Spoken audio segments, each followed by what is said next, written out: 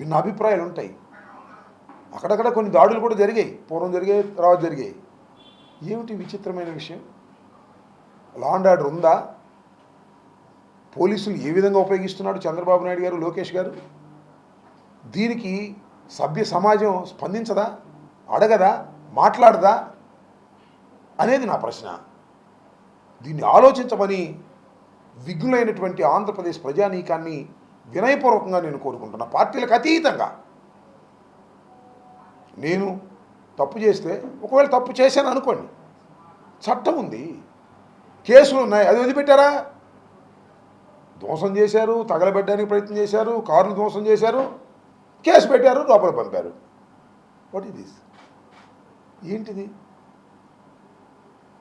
ఇలాంటి దురదృష్టకరమైనటువంటి పరిస్థితులు రాష్ట్రంలో ఉండటం శ్రేయస్కరం కాదు అనేది నేను మాట్లాడటం కాదు.